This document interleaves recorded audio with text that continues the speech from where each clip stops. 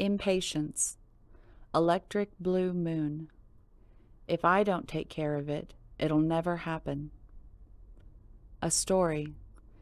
Eaton grows impatient waiting for dawn, so he buys a used moon. Once it is in the sky, he steps back to see his handiwork. The moon will not stay in place unless he holds the cord. Sky God assures him that dawn will come when he lets go, but Eaton is fearful and grips onto the cord until he falls asleep and releases it. When he awakens, dawn has come, and the radiant light in the sky is blocked only by his used moon. Insight. Your desire to create may overpower the necessity of aligning with divine timing. The time to shine will come. Move with the energy and not in front of it. Being present has its own reward. Inspiration. Now is not the time to make a rushed decision. You have made your needs known, now leave it alone. You may block something wonderful from coming to you if you are hasty. Meditation. Imagine something you strongly desire. The electric blue moon appears and begins to cool the heat of your emotions. Write down any communication you receive in the moonlight. It is a message from Spirit. You have called upon this card today to let you know it's an important time for communication. All healthy connections and relationships are built on a solid base of good communication. It is easy to hold back or alter your words in order to prevent hurting someone's feelings, fear of rejection, or the possibility of creating some form of conflict. However, it is important that you share your thoughts and feelings honestly with those around you to create and build long-lasting, healthy relationships. When you doubt, hinder, or manipulate the flow in communication, this interference blocks the throat chakra and can create a world of suppression and confusion. Holding on to unexpressed thoughts and feelings can lead to pain, confusion, and unhealthy patterns. Take a moment to see if there is anyone in your life you are not communicating effectively with due to fear, rejection, and maybe even unwanted conflict. You are being encouraged at this time to speak up and share your feelings. Communication can also mean writing your feelings down on paper, which is also a good tool to use. Do what is required to action your communication. You may even like to try some healing and clearing processes on your throat chakra. A few great crystals to work with to clear this chakra are blue lace agate, blue kyanite, and chrysocolla. Take some time and space for yourself. Place the crystal on your throat chakra and breathe in the crystal's energy, helping it to open and clear. Make sure you are communicating from a place of love and compassion, and that your delivery is clear and centered. Communication is also about listening. Make sure that as you communicate, you also listen with an open heart and without judgment. As you trust, you will feel a huge weight lift off your shoulders, and a natural healing will occur. You will feel a deeper connection with yourself and those around you. Knight of Wands. Action, speed, and impulsiveness. As a person, this knight is dynamic and charismatic, full of fiery energy. As a situation, the card shows an unexpected turn of events. A sudden conversation that moves a stuck situation forward. A sudden attraction and flirtation. A flash of inspiration. Whatever impact the knight has, he brings energy. The advice within the card is to not get too caught up too soon and take a moment to consider what is on offer before you proceed. In readings, the card also comes up to show an imminent house move.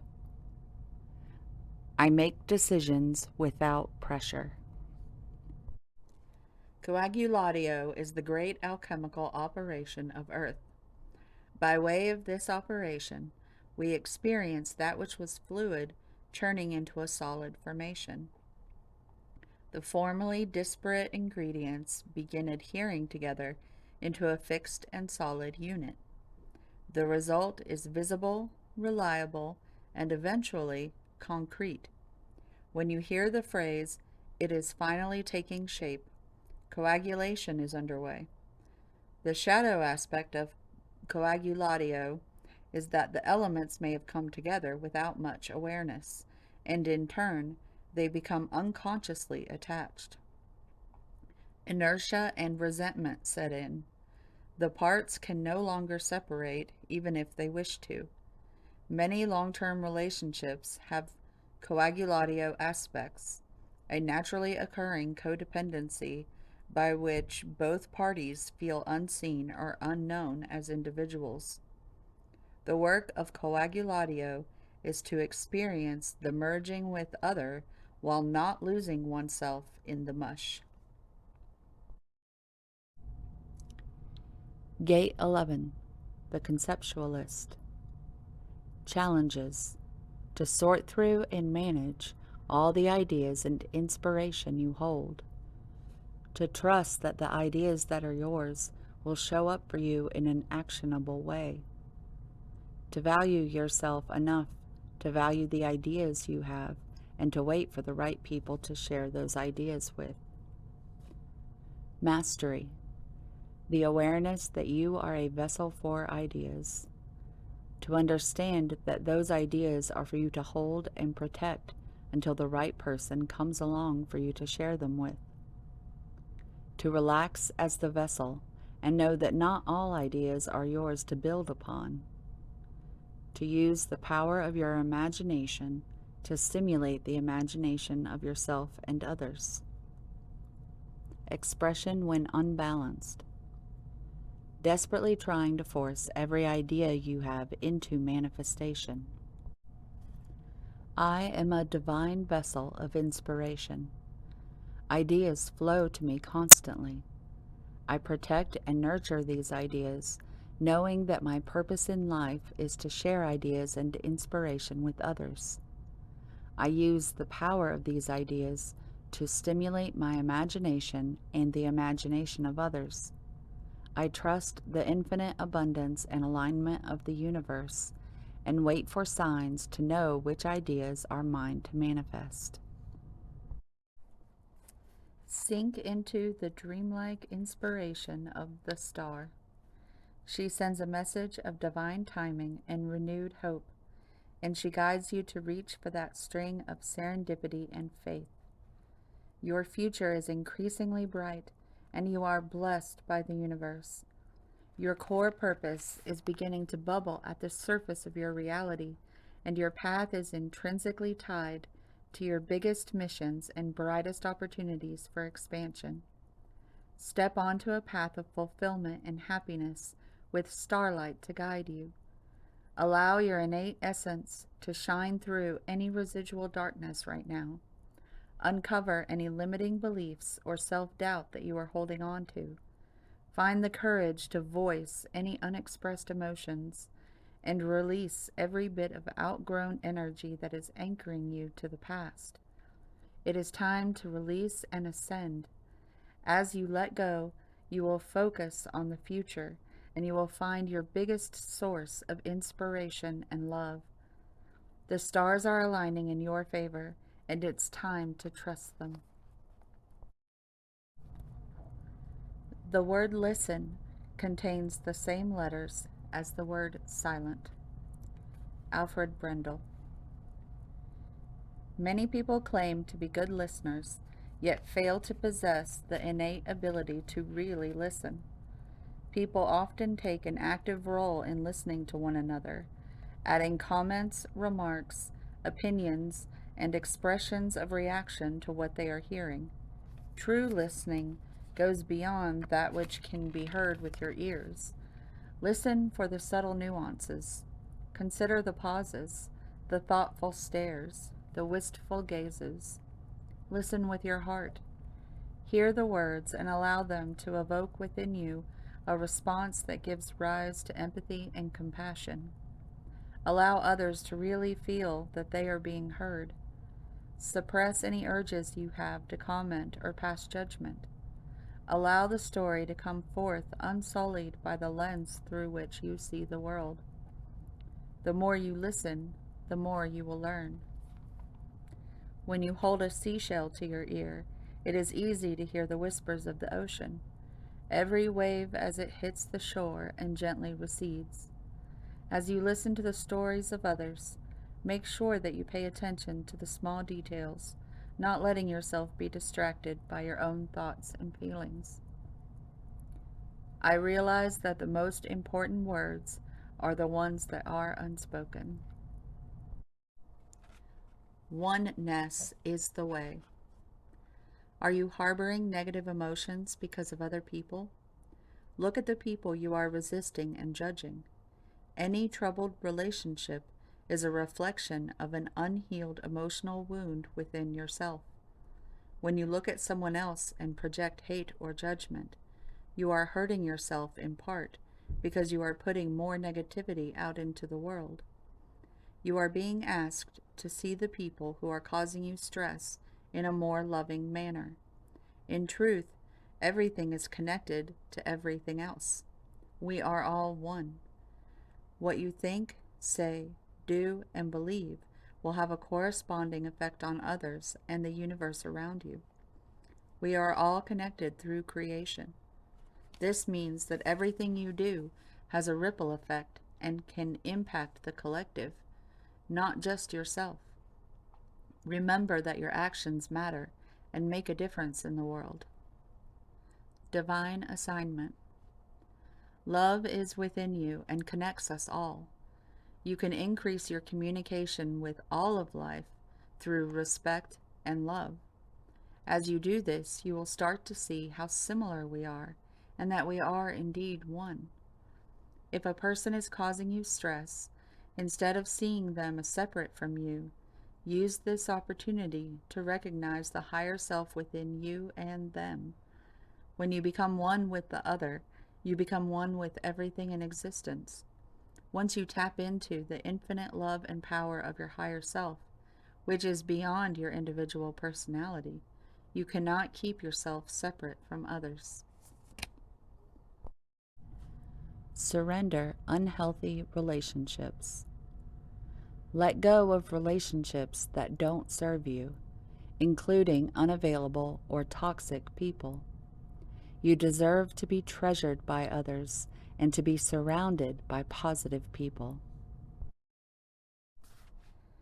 The figure pictured in this card is so preoccupied with clutching her box of memories that she has turned her back on the sparkling champagne glass of blessings available here and now. Her nostalgia for the past really makes her a blockhead, and a beggar besides, as we can see from her patched and ragged clothes. She needn't be a beggar, of course, but she is not available to taste the pleasures that offer themselves in the present. It's time to face up to the fact that the past is gone, and any effort to repeat it is a sure way to stay stuck in old blueprints that you would have already outgrown if you hadn't been so busy clinging to what you have already been through. Take a deep breath, put the box down, tie it up in a pretty ribbon if you must, and bid it a fond and reverent farewell. Life is passing you by, and you're in danger of becoming an old fossil before your time. In the words of Osho, these tenses, past, present, and future, are not the tenses of time. They are tenses of the mind. That which is no longer before the mind becomes the past. That which is before the mind is the present, and that which is going to be before the mind is the future. Past is that which is no longer before you. Future is that which is not yet before you. And present is that which is before you and is slipping out of your sight. Soon it will be past. If you don't cling to the past, because clinging to the past is absolute stupidity, it is no longer there, so you are crying for spilled milk. What is gone, and don't cling to the present, because that is also going, and soon it will be past. Don't cling to the future. Hopes, imaginations, plans for tomorrow, because tomorrow will become today, will become yesterday. Everything is going to become yesterday. Everything is going to go out of your hands. Clinging will simply create misery. You will have to let go. Eight of Pentacles, Galaxy Formation. The Eight of Pentacles is the card of apprenticeship. It emphasizes the honing of skills and processes over end product. Galaxies formed very early in the history of the universe, and this process is still little understood. However, we can see galaxy formation at work by observing distant galaxies through powerful telescopes like Hubble and James Webb. Because these galaxies are so far away, their light has taken millions or billions of light years to reach us, and we are actually looking back in time to the early stages of the universe's development. Galaxy formation is a long business that takes its own sweet time. The Eight of Pentacles represents this notion of process, reminding us that things cannot be rushed. Traditionally, it shows the apprentice in his workshop, perfecting his skills. We bring together all our abilities and apply them to a creative challenge, gaining mastery in the material realm. What work requires your consistent application? You are a beacon for others. Your skills inspire others to greater heights. It's now time to step into the light and take a leadership role. Your soul wants you to know. A leader stomps the grass down and throws the boulders out of the way so that the path is easier for others. Sometimes you might find yourself alone or tired, but know that what you're doing is making a difference in the lives of many. The greatest leaders are those who know how to serve and act as a stepping stone for others to reach their dreams. Even if you've been in the background in the past, right now it's your turn to step forward and become the light for others. It is time to focus your mind on one goal to undergo the transformation that comes from concentration. The birthing process of an idea takes deep commitment to usher it to life. Through single-focused commitment, you will be able to deepen your understanding of your goal and from its core, bring it to fruition. This is your time to say no to everything that is not related to your Dharma. Practice Dharana and focus on what it is you came to this earth to do. If you feel like this energy has represented a challenge in your life, you've recently been burying your head under the sand, focused totally on your work. While there is profound insight to be gained from immersion, you also must remember to look around you at what else life has to offer. Concentration requires inspiration. Take some time off from the work at hand and focus on the true work at large, embodying your fullest human experience. Embrace your wildness. Break free of your self-imposed constraints. Take immediate action. There is no need for further consideration of your problem. You contain the spark of the divine, so there is no reason to feel lesser. Confront the issue head-on. Word of power, energia, ancient Greek for power in action. Have you ever stood out in a storm and felt the power of the lightning? Have you ever felt the hairs go up on your neck and arms and smelled the ozone after the crack? While I'm not encouraging you to get into harm's way, feeling the power of lightning is one amazing way to get connected to the element of electricity. Electricity isn't just generated during storms, it's pretty much everywhere. Our bodies generate and conduct electricity, and we run on electricity.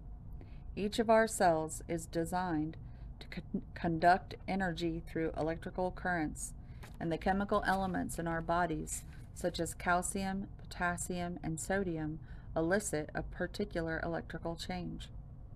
These electrified elements, which flow across cells, are called ions. Our bodies use certain combinations of electrical impulses to form thoughts, movements, and instructive behaviors. Some fish generate enough electrical impulses to shock prey. Certain organs, such as the muscular heart, need specific electrical currents to work.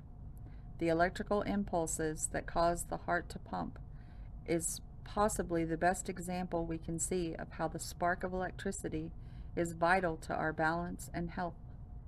The spark of the divine is within you, and it is electric in its inspiration. Within the golden egg lives a precious sound. Deep within that sound resides a message. The sound cannot be heard nor the message discerned until we retreat from the noise of modern-day life. The magical essence of the golden egg needs warmth, quiet, and time to unfold. No rushing, pushing, or grasping. Find a place of deep and restful ease, perhaps through yoga nidra or meditation. If you do not yet have a meditation practice, take some time for introspection or contemplation. When the mind begins to settle and the breath is calm, ask the question that weighs heaviest on your heart, staying open to any response you hear. Engaging with the energy of the golden egg is an advanced practice. It requires becoming intimate with our very essence and comfortable with vulnerability. When a feeling of tenderness or gratitude arises from deep within you, you know that you are well on your way. Your chest may swell like you are seeing an old friend that's been away for a long, long time. Listen to the message they've been waiting to tell you. The golden egg and the fourth chakra. The subtle essence of the golden egg is nestled deep within the heart center at the fourth chakra. This chakra, called Anahata, is the home of the self or soul. By bringing the mind into this center, we discover a portal to the most intimate and luminous space. It is said our inner guide sits there in deep meditation, waiting for us. Anahata translates as the unstruck sound. There is a certain comfort in the idea of living a life without surprises. The status quo has an appeal, but you will never learn or grow if your circumstances stay the same. Everybody wants life to be better, but that requires change. You have chosen to incarnate into this physical dimension called Earth because of the myriad of opportunities. If you don't take advantage of them, what was the point? Staying within your comfort zone is overrated. With change comes transformation, and with transformation comes evolution. Stop viewing change as good or bad, because all change nourishes your soul. Don't equate it with a lack of control. Life happens, and it's supposed to happen. You can direct how it plays out, and you always have the power to accept a change that redirects your path. Truth. Speak from your heart. It is the only thing worth listening to. Anger. Even though you are bursting inside, you need to remain calm. Dig deep and find the strength to activate the self-control that lies within you. Intuition. Simple, complex. Words of pain or words that heal. You come to know truth by the way it feels. Ritual of water. The Druids bless your aura with a protective ring, whispering prayers over water and holy springs. Let the waters cleanse your heart. Carry Larimar crystal for happy confidence and clear communication. Lysianthus. Gratitude and grace always look lovely on you. Wisdom. To focus on the past is to lose the future. Heed advice from an older person, which will allow you to move forward. Surely your goodness and love will follow me all the days of my life, and I will dwell in the house of the Lord forever. Greater love has no one than this, to lay down one's life for one's friends. John 15:13. If we consider our life on earth as an incarnation that obscures rather than defines our true existence, then the word life here could be considered synonymous with the word ego. How does substituting the word ego into this quotation change our understanding of its meaning? No one has greater love than this, to surrender one's ego for one's friends. Love always supports you and aligns you with your true purpose. Love always supports you and aligns you with your true purpose. I embody perfect love. Other people are attracted to me as soul to soul. You may feel lost in your own thoughts and feelings. This is the sweetness of surrender into another world. It's a time to dream, to wonder, not to be clear and sharp right at this precise moment. If you have a clear plan, let it become soft, and feel your heart open to allowing whatever may be. We might believe that it is through tough action and dynamic assertiveness that we make our way through the world. Yet sometimes the sweetness of the soul rises, and instead we can flow gently with the currents of the cosmic ocean, unsure of where we are headed, but safe in the truth that all waters naturally return to the ocean, where they are all wanting to go eventually anyway. You can use your own efforts to swim to your destination against the current at times, or you can float on the sweet love of your own soul as it enjoys the privilege of getting to know itself as one with the divine. This oracle brings you guidance now. Surrender and flow.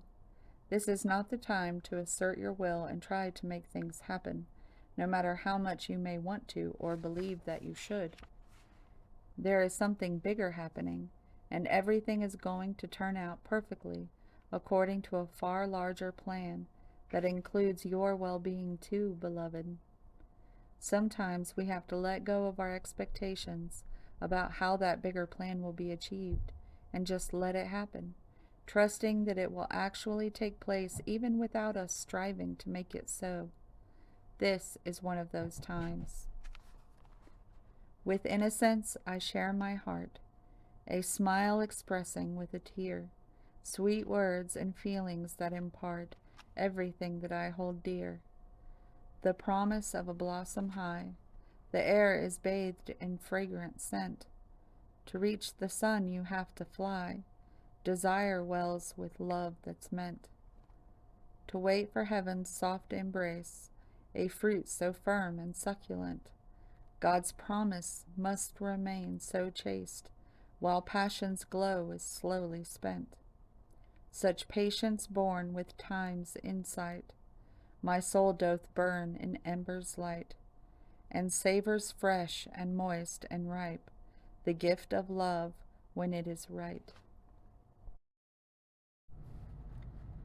We bring you the gift of authentic voice. We want you to know your own truths and to speak them in your own way, because you have something of value to share.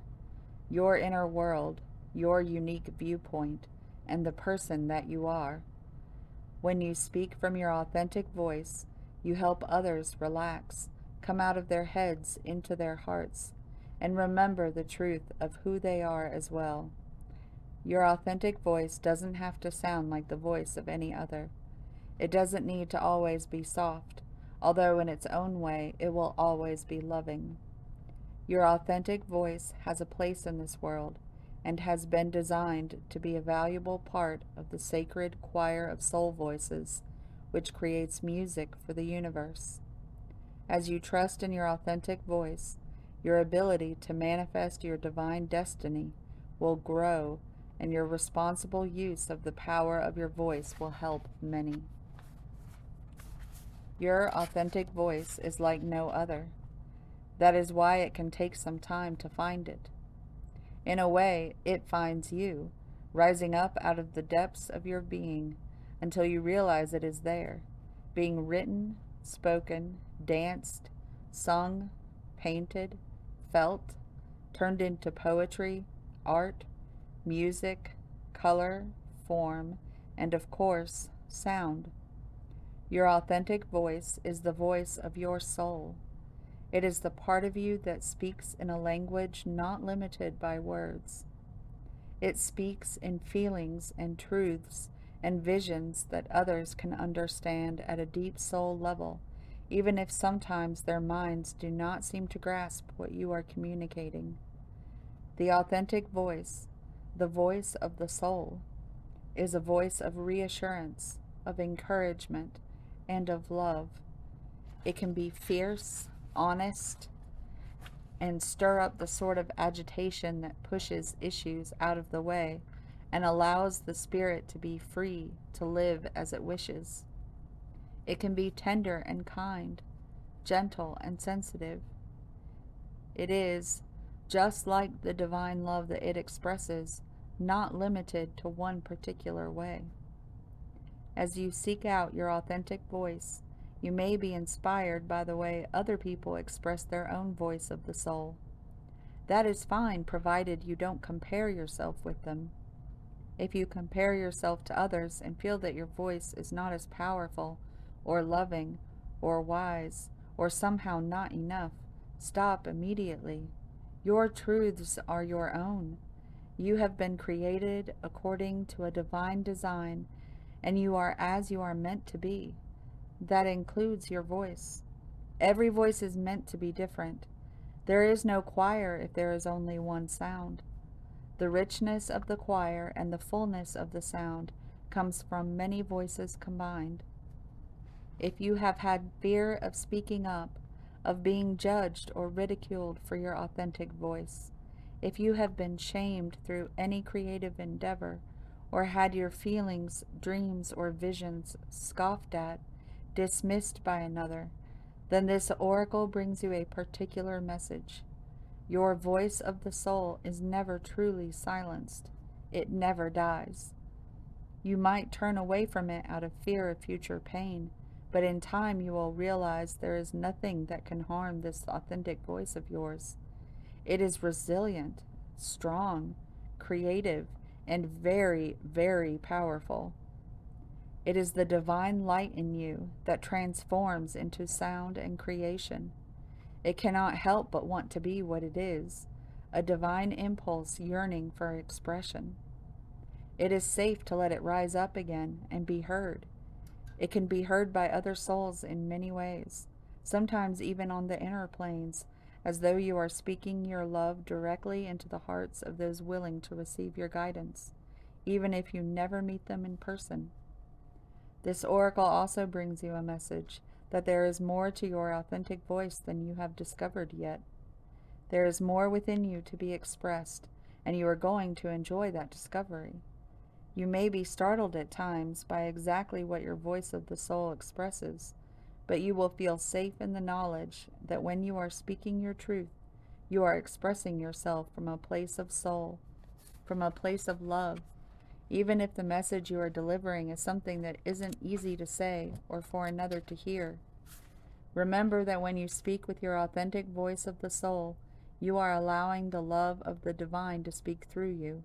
Trust in that and set your voice free. We now have a healing process. To integrate this guidance, you may like to say this invocation now.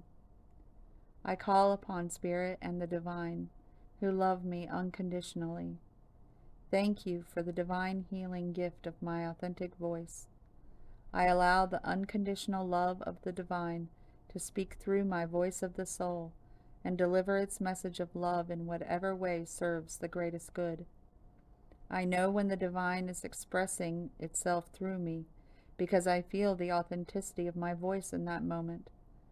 When what I speak, express, sing, write, share, or feel resonates at a deep level of truth for me, my expression is sacred and divine. I now dedicate my voice to the service of the divine. I release any fear of expression and the need to be understood or validated by others. Instead, I accept the beauty of my own authentic voice. Through divine grace and my own free will, so be it. If you wish to further integrate this guidance, hold your hand resting at your throat chakra, at the lower neck, at the base of your throat. Rest and breathe in and out several times. Then place your hand at the thymus chakra, at the upper half of your chest, between the heart and the throat. Relax. Be aware of your breath flowing in and out for several moments.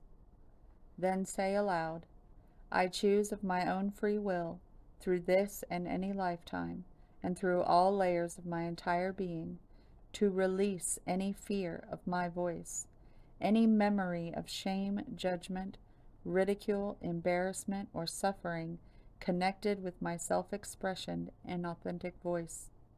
May all beings be restored to their divine birthright of freedom to express their authentic voice as part of the sacred choir of souls. Through divine grace and unconditional love, so be it. Now open your mouth and stick out your tongue. Wiggle your jaw around. Gently stretch your neck from side to side.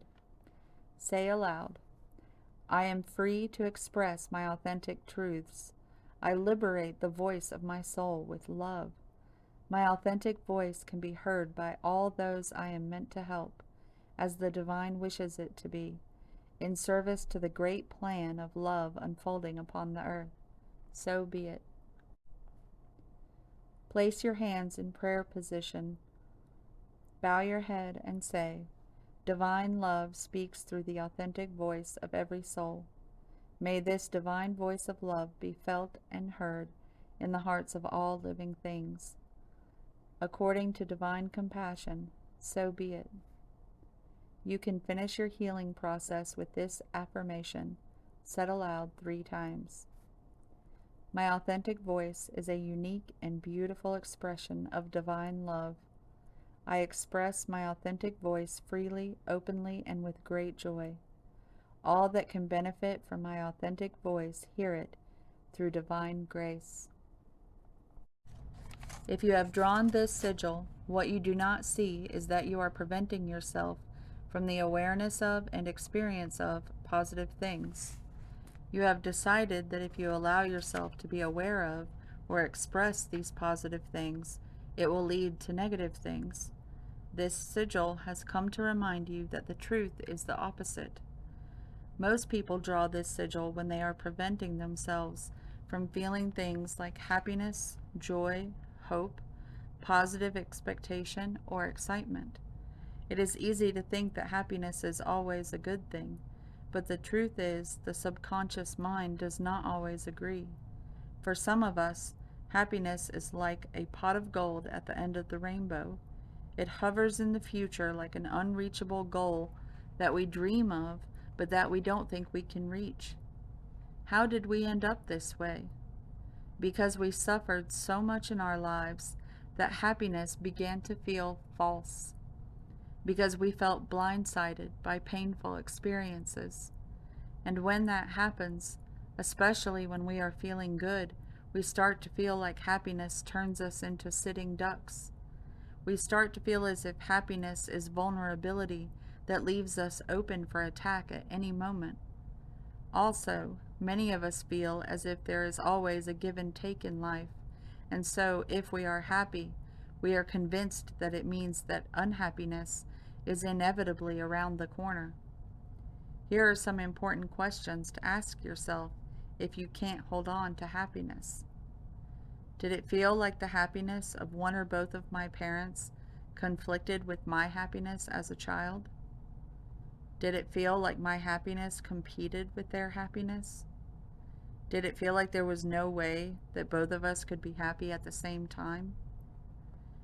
Did it feel like either I was happy and my parent was unhappy, or my parent was happy and I was unhappy? When we feel as if our happiness conflicts with the happiness of our primary authority figures as a child, we grow up to feel as if our happiness is at odds with the universe at large. We feel as if we are in a giant chess match where the universe is against our happiness and wants to punish us for our happiness. We feel as if in order for the universe or God to be happy, we must be unhappy, and therefore it will make us unhappy at any cost. When we cannot feel happy no matter how hard we try, and we feel as if happiness is false and only negative emotions are real, what is really happening is that we have learned to fear happiness. We think that happiness is dangerous, most often because we have been blindsided by emotional, mental, or physical pain when we were enjoying ourselves. And perhaps even more than that, we have repeatedly been blindsided by such pain while we were enjoying ourselves. Basically, what is happening for many people who cannot be happy is that the very feeling of joy and happiness itself becomes the trigger for a post-traumatic stress response. Why is this a problem? Because you are now fighting with your own survival instinct to be happy. The wires in your own mind have become crossed to such a degree that your own being is trying to keep you feeling good by keeping you from feeling good. The strongest instinct in the physical body is the drive to avoid pain for the sake of survival. The minute your mind associates pleasure with pain, your brain wires itself to avoid positive feeling states for the sake of feeling positive. When this has happened, we start to feel like our own mind is working against us, and we are being prevented from happiness in every way, as if our being is an enemy living within. But understanding this dynamic should give you a bit of relief, because it means that your own being loves you so much that, ironically, its motivation for keeping you unhappy is so that you will feel good. It is common for people who have been hurt to build walls between themselves and others to keep pain out, but the downside is that they also keep love and happiness out. But there is another kind of wall built by those who have been hurt even more, which is designed to keep good feeling things like love and happiness out, but to keep pain in. The most common reason why we would keep pain in is a dynamic that begins in childhood. When we are young, we are rewarded for being good and punished for being bad. We learn very quickly that the only way to be loved is to be good. Since we need love more than we need food or water, our very survival depends on us being good. But there is a problem. What if we are born into a family with parents who show a great deal of love and support and even reward us when we are hurt emotionally or physically? We learn that pain is good. We learn that since love and support and reward go to the person who is hurting, there must be goodness or virtue in pain. It is good to show support for children who are in pain, but this support goes sour when we are only shown support when we are in pain. It causes us to get the message that feeling good means being bad. We begin to feel shame and fear in association with happiness.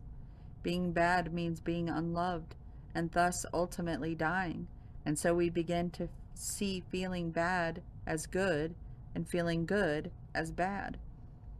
We think that without pain we will be forsaken completely. Often, for those of us who suffer chronically, pain is our buffer, which we use to keep ourselves safe. Not only does it prevent us from feeling loss and shock, it also acts like a cushion. For most beings on earth, joy is their baseline, and they experience temporary bouts of unhappiness and pain. But for some of us, especially those of us who find our way to self-help and spirituality, the tables are often turned. Suffering is our baseline, and we experience temporary bouts of happiness and pleasure. When this is the case, happiness feels like a fleeting, temporary illusion. It begins to feel not real, whereas unhappiness feels like a more permanent, inevitable truth of life itself. If suffering is your baseline, I want you to ask yourself two very important and personal questions. Try to answer them with as much brutal honesty as possible. 1. What is my positive intention for being unhappy or suffering? 2. What bad thing would happen if I were always happy and full of joy? Most of us think that we are trying incessantly to be happy, but are not even aware that we have a subconscious motivation to be unhappy. We are, in essence, engaging in a tug of war between our conscious mind that wants happiness and our subconscious mind that doesn't, because of what it thinks that happiness entails. Another potential, if you have drawn this sigil, is that you are suppressing a positive about yourself, such as a positive character trait or talent. We often assume that people only suppress, deny, reject, and disown bad things. This is not the case. Imagine a little girl who loves to sing. If this little girl grows up in a family that believes singing is a waste of time and that the little girl has to get her head out of the clouds and do things that will ensure her future, she may experience enough pain relative to the disapproval of her family when she focuses on singing that she may suppress her incredible singing voice. As she grows up, she may even suppress the awareness that she can sing, along with the memories of loving to sing.